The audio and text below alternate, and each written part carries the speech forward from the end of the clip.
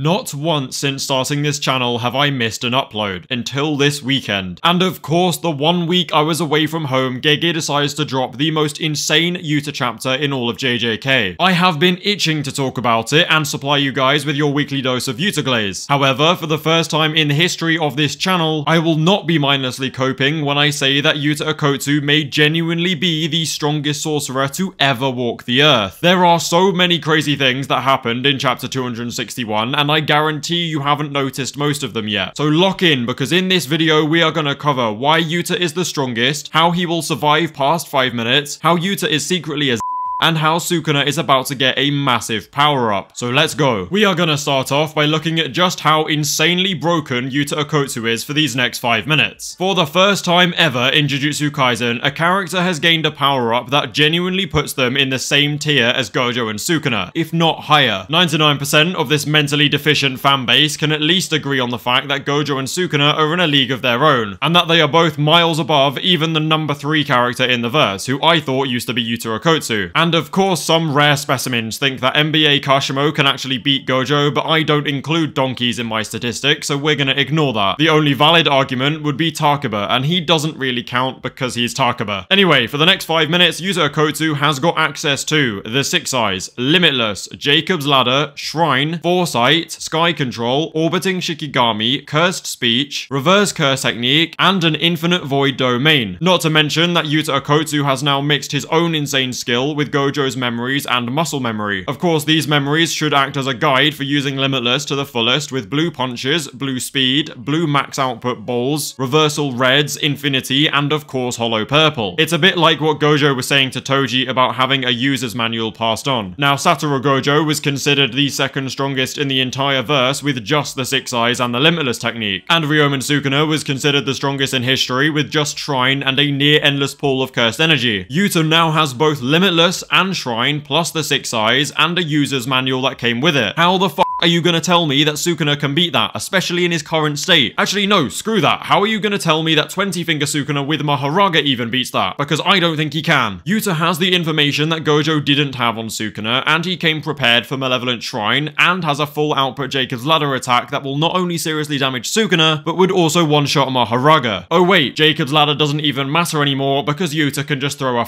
hollow purple. The real question now is what is going on with Yuta's domain. Now, we saw Yuta pull Infinite Void out against Sukuna. Yuta called it Infinite Void and made Gojo's hand sign, suggesting that this is Yuta using Gojo's domain as opposed to his True and Mutual Love domain. And this either means that Infinite Void replaced True and Mutual Love, or Yuta actually has access to both. Replacement is very unlikely though, since it would mean Kenjaku actually used Geto's domain against Yuki, and as much as I am a fan of this theory, the name Curse Womb Profusion sounds a lot more suited to Kenny. Let's also not forget that Kenjaku can swap out the guaranteed hit of his domain just like Yuta can, meaning it's much more likely to be Kenjaku's actual domain that he used. What would be very cool though is if Yuta can actually mix the two domains and have Infinite Void as well as his swords. Now, if this would be more effective, you may wonder why he didn't use his normal domain and just make Limitless the guaranteed hit. Well, my theories explaining this are that A, Gojo's domain is just significantly more refined, B, Yuta cannot use Limitless in the domain if it's assigned as the guaranteed hit, and C, Yuta's Limitless sure hit may operate completely differently to Gojo's. So overall, it is probably safer just to use a more refined Infinite Void instead of his own domain. Also, let's be real, if he can use the swords in his domain, then he's even more broken than we thought he was, and I think that would just be a little bit overkill. You know, in case you didn't think he was too powerful already. Of course, Yuta Gojo is currently facing the King of Binding Vows, so the question remains of how the fuck Yuta is gonna beat a full power Malevolent Shrine. Well, the narrator suggests that Yuta has identified a solution to the open barrier, which makes it sound like he's gonna do something crazy, but I don't really think he'll even need to. From a mixture of observing Gojo's fight, accessing his memories, and being in his body, Yuta should be able to adjust barrier conditions and make it last 3 minutes again. He should even be able to shrink it into a basketball-sized barrier like Gojo did, because he has access to Gojo's memories of being inside the prison realm. And all the barrier should need to do is hold out for 99 seconds, since that's how long Malevolent Shrine lasted before. When Sukuna previously opened his domain against Yuji and Chozo, it lasted for 99 seconds before collapsing. So in theory, all Yuta's barrier should need to do is be able to withstand 99 seconds of being exposed to Malevolent Shrine, and yeah, that sounds pretty damn easy if he managed to do it for 3 minutes before. Well, I say he, it was Gojo, but Yuta is now Gojo, so it's basically Yujo. You get what I mean.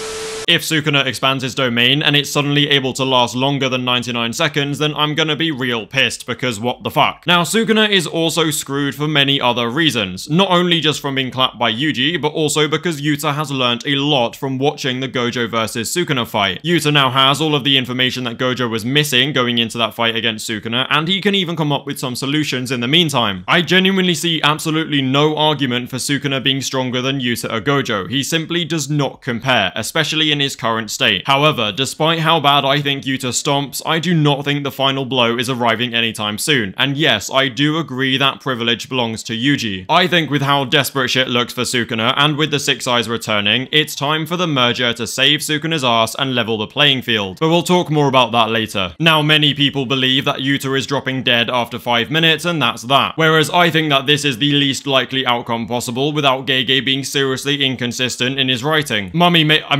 Mei explains that Kenny CT requires constant use, which equals death after 5 minutes. Kenny CT has intermittent use, which equals delayed death after 5 minutes. And finally, Kenny CT is a one use, meaning no death after 5 minutes. However, Mei Mei also adds that if it is a one use technique, Yuta will lose copy after the 5 minutes ends and remain in Gojo's body as a Six Eyes limitless user. And to be completely honest with you, I have no idea where she pulled this from. I do not understand it at all. Now, I will explain in a second why option 1 is completely impossible, but first I wanted to introduce the possibility that all 3 outcomes are wrong. Mei Mei's analysis of the situation assumes that the 5-minute time limit will remain, and she also only considers outcomes based on how body swap works as a technique. As I'll explain in a second though, I think it's a real possibility that the time limit gets extended or even completely removed. First off though, let's discuss why Kenjaku CT cannot be a constant use technique. It's very simple. Kenjaku would also drop dead if this was the case. Opening his domain would equal curse technique burnout, which would equal no CT, which would equal death. Again, constant use would equal running out of curse energy, would equal death. And again, constant use equals can't use multiple curse techniques at once, which equals no curse spirit manipulation or gravity. I think I've made my point very clear. Unless Gege wants to flush continuity down the drain, this outcome is completely impossible because it makes absolutely no sense for Kenjaku. Having an intermittent curse technique where you've got to occasionally top it up also sounds dumb as shit and would make for a very unsatisfying conclusion. If it's a one-time use though, I don't understand why Yuta would lose copy after the 5 minutes ends. One time means one time. It's not like stopping copy will affect what's already been done. Why would he then lose his original technique? Kenjaku is capable of maintaining his innate technique and even a curse technique carried over from the previous host. So it makes no sense for them to reach this dumbass conclusion. I genuinely have no idea how Mei Mei got here. What we're gonna discuss now though is the possibility that Mei Mei is just dumb as shit and Yuta can actually fully remove his time limit. There are actually 2 reasons why I think Yuta can extend or remove the time limit after swapping bodies. The first is simply because the Six Eyes may allow him to hold the connection for much longer. And the second is to do with the binding vow that Yuta made at the end of JJK Volume 0. Yuta made a vow resulting in the release of the curse on Rika's soul. And since then, Yuta has only been able to fully manifest Rika for up to 5 minutes. However, we know from Kenjaku that body swapping actually nullifies all the binding vows made in the previous body. And this means that the time limit may actually lift altogether, although I will admit this theory is a little bit stretchy. If the time limit can be removed, or if Yuta can find a way to live until copy recharges, I think it will be possible for him to actually return to his original body the same way that he got into Gojo's. And of course, if Yuta does return to his original body, I would be a very big fan of him taking the Six Eyes with him. Depending on how the body swap technique works in terms of the soul, we may also be able to idle transfigure Gojo's body to fit Yuta's soul, meaning that we can actually have our normal looking Yuta Okkotsu back with the Six Eyes. Brian actually said something about keeping the body's box closed when he swaps souls in order to prevent the body from changing shape. So I am curious if Brian can actually open that box and effectively idle transfigure Gojo's body to look like Yuta Okkotsu. As I said earlier, Sukuna will get absolutely stomped in this fight, but then save himself with Tengen and the merger. Yuta or Gojo, Yuji Itadori, and Aoi Todo are definitely way too much for Sukuna to handle right now, which I think means we're finally gonna take an actual dub. It's round 2 for Yuta and Yuji versus Sukuna, and this time I think they are going to successfully tear Megami away from Sukuna. Honestly, God knows what kind of soppy waffle Gege will pull out to give Megami his motivation back, but it is gonna happen. And I have a very small feeling that the final nail in the coffin for that moment will be a straw doll resonance. After all, the only one left to make a big return is Nobara Kugisaki. Anyway, awakened Yuji, Yuta or Gojo, and a fully awakened Megami with Divine Dog Totality Maharaga will stand against Sukuna's its new form. Being without a vessel, Sukuna will potentially merge with Tengen himself and use Tengen as a new vessel. I think there is a very real possibility that the merger with Japan actually never happens, since people do forget that Tengen evolving and also losing control could actually become a world-ending threat even without Kenjaku's merger. Of course, this is all just rush speculation about how it could happen, but my main point is with the Six Eyes reappearance, I believe Tengen will become very important very soon. Okay, moving on to a slightly less relevant, yet still very exciting theory of mine. After getting his plan approved by Gojo himself, Yuta finally asks Gojo about his heritage. He explains that Uro called him a Fujiwara, but Gojo confirms that he is definitely a Sugawara. Gojo then seems to suggest that they could possibly both be right, which would potentially mean that Yuta is from both the Fujiwara and the Sugawara clans. One of them then brings up the fact that the Sugawara and Fujiwara clans were actually on very bad terms, which supports this very weird theory of mine. Now, in theory, the Sugawara clan became the Gojo clan, what with Gojo being related to Sugawara Michizane, and with Sugawara actually being a Six Eyes Limitless user. My theory is that in much the same way, the Fujiwara clan actually became the Zenin clan. I mean, think about it. We know that the Gojo and Zenin clan also didn't get along. Mai Zenin also had the exact same curse technique as Yorozu, who was a sorcerer taken in by the Fujiwara clan all the way back in the Heian era. Both the Fujiwara and Zenin are known for seeking out strong techniques and bringing them into the clan so that they can create a strong future generation of sorcerers. And by this logic, Mai would have inherited construction due to Yorozu joining the clan, and this would make Yuta part Gojo and part Zenin. I have no